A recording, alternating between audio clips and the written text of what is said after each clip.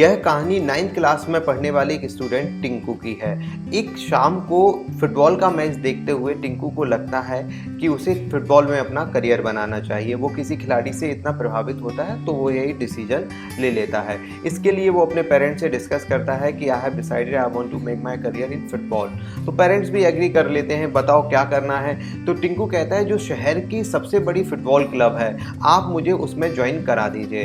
तो उसके पेरेंट टिंकू को लेकर शहर की सबसे बड़ी फुटबॉल क्लब में जाते हैं और उसके कोच जिसका नाम ईमान सिंह होता है उससे मिलते हैं। तो पेरेंट्स रिक्वेस्ट करते हैं ईमान सिंह से। ईमान सिंह कहता है कि मेरे क्लब में तो जगह नहीं है। पेरेंट्स बहुत रिक्वेस्ट करते हैं, टिंकू भी बहुत ज़्यादा इंसिस्ट करता है, लेकिन ईमान सिंह कहता है कि आप जाकर ग्राउंड में देख लीजिए कितने बच्चे हैं, प्रैक्टिस करने के लिए पैर रखने के लिए भी जगह नहीं है, इसलिए मैं टिंकू को अपनी क्लब में ज्वाइन नहीं करा सकता। लेकिन पेरेंट्स और टिंकू बार बार जब बहुत ज़्यादा इंसिस्ट करते हैं तो ईमान सिंह को दया आ जाती है और कहते हैं टिंकू मैं आपको एक चांस दे सकता हूँ।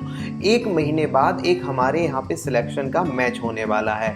अगर आप उस मैच को पूरा का पूरा खेल लेते हैं, मतलब 90 मिनट के मैच को पूरा खेल लेते हैं, तो आपको मैं अपनी क्लब में शामिल कर लूँगा। टिंकू बहुत खुश होता है और कहता है कि सर मुझे प्रैक्टिस करने का भी मौका मिलेगा। ईमान सिंह कहते हैं हाँ टिंकू तुम्हें प्रैक्टिस करने का मौका मिलेगा, लेकिन प्रैक्टिस के लिए हमारे ग्राउंड में जगह नहीं है।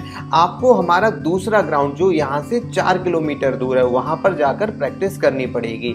याद रखिए वहाँ पर कोई भी असिस्टेंट कोच नहीं है, कोई भी कोच नहीं है आपको देखने वाला, आपको खुद ब खुद प्रैक्टिस करनी पड़ेगी। टिंकू पूछता है सर मुझे प्रैक्टिस कैसे करनी है। ईमान सिंह बताते हैं कि तुम्हें रोज ग्राउंड में 5 बजे पहुंच जाना है और रोज ग्राउंड में 10 चक्कर लगाने हैं। अगर आप 1 महीने तक रोज ग्राउंड के 10 चक्कर लगाते रहेंगे तो निश्चित ही आपकी स्टेमिना बढ़ जाएगी, आपकी स्ट्रेंथ बढ़ जाएगी और आप 1 महीने बाद जो सिलेक्शन का मैच होने वाला है उसमें बड़े आराम से पूरा का पूरा 90 मिनट खेल लेंगे। लेकिन एक बात ध्यान रखिए वहां पर ना तो कोई तुम्हें कोच ऑब्जर्व करने के लिए है और ना ही कोई असिस्टेंट कोच है, इसलिए आपको सुबह 5 बजे पहुंचकर सेल्फी ले लेनी है ग्राउंड के साथ और मुझे अटेंडेंस भेज देनी है मेरे व्हाट्सएप नंबर पर। टिंकू रोज ऐसा ही करता है, रोज 5 बजे पहुंच जाता है ग्राउंड में, सेल्फी लेता है और अपनी अटेंडेंस भेज देता है और साथ में 10 चक्कर ग्राउंड में लगाता भी, और ऐसा लगातार 1 महीने तक वो करता रहा।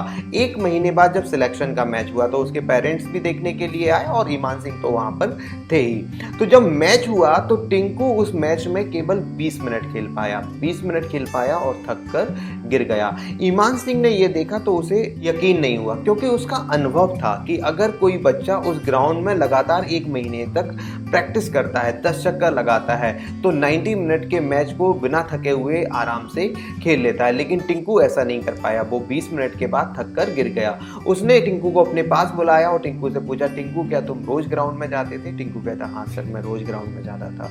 क्या टिंकू तुम रोज 10 चक्कर लगाते थे? सर मैं रोज 10 चक्कर लगाता। टिंकू तुम झूठ बोल रहे हो? नहीं सर कसम से मैं सच बोल रहा हूँ। ईमान सिंह को उसकी बातों पर यकीन नहीं हुआ। वो उसी वक्त टिंकू को पेरेंट्स के साथ उस ग्राउंड में ले गए और ग्राउंड में ले जाकर टिंकू से कहा कि तुम मेरे सामने अभी के अभी 10 चक्कर लगा कर दिखाओ।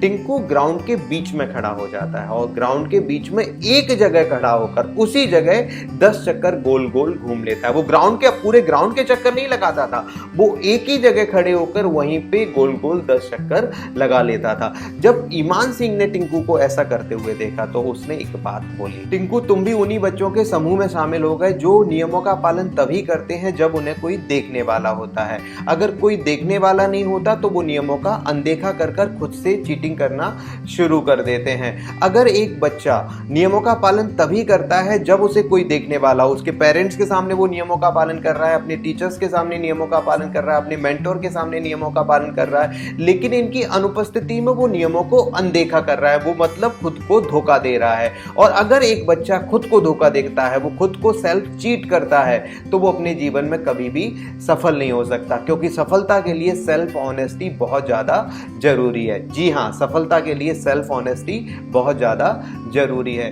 ऑनलाइन एजुकेशन के दौर में तो ये सेल्फ ऑनेस्टी हमारे लिए और भी ज़्यादा ज़रूरी हो जाती है, क्योंकि आजकल बहुत से बच्चे टिंकू की तरह ही अपने कोच से, अपने टीचर से 2 किलोमीटर दूर, 3 किलोमीटर, 10 किलोमीटर, 20 किलोमीटर या 50 किलोमीटर की दूरी पर उपस्थित होकर प्रैक्टिस कर रहे हैं, ऑनलाइन स्टडी कर रहे हैं। और जब कोच सामने नहीं होता तो संभावना होती है कि कई बच्चे टिंकू की तरह ही खुद को धोखा देने लगते हैं। और अगर खुद को धोखा देना एक बच्चे का बिहेवियर बन गया तो उसे सफल हो पाना बहुत ज़्यादा मुश्किल है। बल्कि मैं तो ये कहूँगा कि अगर वो सेल्फ चीटर है, मतलब वो खुद को धोखा दे रहा है, तो वो जीवन में कभी भी सफल नहीं हो सकता, क्योंकि किसी भी छात्र को 24 घंटे लगातार ऑब्जर्वेशन में रख पाना लगभग असंभव है। और जैसे जैसे हम बड़े होते जाते हैं, बड़ी क्लासेस में जाते जाते हैं और कहीं पढ़ने के लिए शहर से दूर चले जाते हैं, तो वहाँ पर तो मेंटोर या टीचर वैसे ही हमारे ऊपर ध्यान नहीं दे पाते, क्योंकि वहाँ पर तो पहले से ही बहुत ज़्यादा भीड़ होती है। उस समय कहीं हमने अपने आप को धोखा दिया, कहीं अपने आप को चीट किया, तो हमारा सफल हो पाना लगभग असंभव हो जाता है। अब हम जानेंगे कि एक छात्र के लिए सेल्फ ऑनेस्टी का मतलब क्या होता है और एक छात्र अपने अंदर सेल्फ ऑनेस्टी की क्वालिटी को कैसे डेवलप कर सकता है। एक छात्र अपना करियर किसी भी फील्ड में बनाना चाहता है, चाहे वो फिर स्पोर्ट्स की फील्ड हो या फिर एजुकेशन की फील्ड या फिर आर्ट एंड क्राफ्ट की फील्ड या फिर कोई भी अपनी सेल्फ स्किल की फील्ड हो, जिसमें भी वो अपना करियर बनाना चाहता है, तो उसके लिए उसने कोई स्ट्रेटेजी डिजाइन की है, कोई प्लानिंग की है और प्लानिंग में उसने कुछ नियम कायदे कानून बनाए हैं। अगर वो नियम कायदे कानून का थोरोली फॉलो करता है तो वो सेल्फ ऑनेस्ट होता है। और अगर वो अपने ही बनाए गए नियम कायदे कानून को फॉलो नहीं करता, उन्हें लगातार तोड़ता रहता है, एक आध बार अगर किसी मजबूरी बस वो नहीं फॉलो कर पाता तो कोई बात नहीं, लेकिन अगर वो लगातार ही उन नियम कायदे कानून को तोड़ता जा रहा है, मतलब वो सेल्फ ऑनेस्ट नहीं है। जैसे आपने डिसाइड किया आप अपने एजुकेशन में अपना करियर बनाना चाहते हैं और आपने डिसाइड किया आप फिजिक्स का ये पर्टिकुलर चैप्टर 2 घंटे सिंगल सिटिंग में पढ़ेंगे, लेकिन आपका फोन आ जाता है, दोस्त का फोन आ जाता है और आप उस पढ़ाई को छोड़कर दोस्त से बात करने लगते हैं, क्योंकि आपने वो डिसाइड किया हुआ था। अगर उस वक्त फोन आ गया तो आप थोड़ी देर बाद भी बात कर सकते हैं। अगर आपने जो नियम बनाए हैं, अगर आप उन नियमों को थोरोली फॉलो कर रहे हैं तो आप सेल्फ ऑनेस्ट हैं। लेकिन अगर आप अपने बनाए गए नियमों को ही बार बार तोड़ते जा रहे हैं तो आप सेल्फ ऑनेस्ट नहीं है, आपके अंदर सेल्फ डिसऑनेस्टी का भाव है। तो आपको ये भाव दूर करना पड़ेगा और किसी आचार्य पवन को सुनने से ये सेल्फ ऑनेस्टी का भाव डेवलप नहीं हो जाता। सेल्फ ऑनेस्टी असल में हमारी बिहेवियरल क्वालिटी है और बिहेवियरल क्वालिटी कभी भी किसी को भी सुनने से परिवर्तित नहीं हो सकती। उसके लिए हमें कुछ अटेम्प्ट करने पड़ेंगे, उसके लिए हमें कुछ एफर्ट करने पड़ेंगे। तो उसके लिए क्या करना पड़ेगा वो मैं आपको अब बताने वाला हूँ। असल में इसके लिए आपको कोई सा एक दिन चुनना पड़ेगा। कोई बच्चा कैसे वो दिन चुने जिसका भी जो भी बर्थडे है, जैसे मेरा बर्थडे फ्राइडे है, कोई एक रोहित लड़का है जिसका बर्थडे मंडे है, इसी तरह से किसी भी बच्चे का कोई सा भी एक बर्थडे होगा। संडे, मंडे, ट्यूसडे, जिस भी दिन आपका जन्म हुआ उस दिन को आप चुन लें। हर वीक में वो डे आता है। अब उसे क्या करना है, जो भी उसका बर्थडे है उस दिन उसे सेल्फ ऑनेस्टी फास्ट रखना है। सेल्फ ऑनेस्टी फास्ट मतलब खुद से ईमानदारी का व्रत। मतलब जो भी नियम कायदे कानून उसने अपने लिए बनाए हैं उन नियम कायदे कानून को उस दिन उसे थोरोली फॉलो करने का प्रण करना है। अगर उसने डिसाइड किया है कि मुझे 5 बजे जगना है, वो किसी दिन जागे या ना जागे, लेकिन सेल्फ ऑनेस्टी फास्ट वाले दिन उसे 5 बजे ही जागना पड़ेगा। अगर उसने डिसाइड किया है कि मुझे यह नहीं करना है तो सेल्फ ऑनेस्टी फास्ट वाले दिन उसे वो नहीं करना है।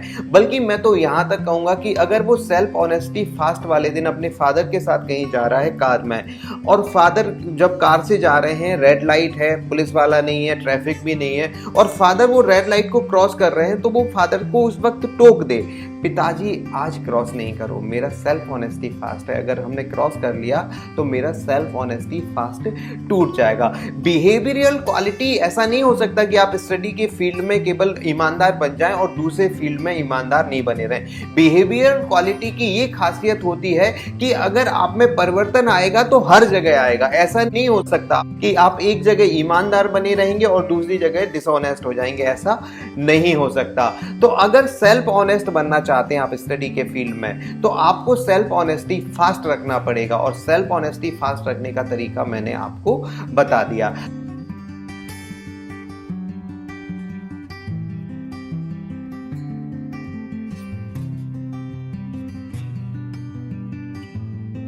अगर इस सेशन से रिलेटेड आपके मन में कोई क्वेरी है, अगर आप स्टडी से रिलेटेड मुझसे कोई सवाल करना चाहते हैं, तो इस स्लाइड के नीचे जो मेल आईडी दी गई है, आप उस पर मेल सेंड कर मुझसे कुछ भी पूछ सकते हैं। अगर आपको इस सेशन का कंटेंट अच्छा लगा है तो इस चैनल को सब्सक्राइब कर बेल आइकन जरूर दबाएं और इस सेशन को अपने साथियों के साथ भी जरूर शेयर करें। Best of luck.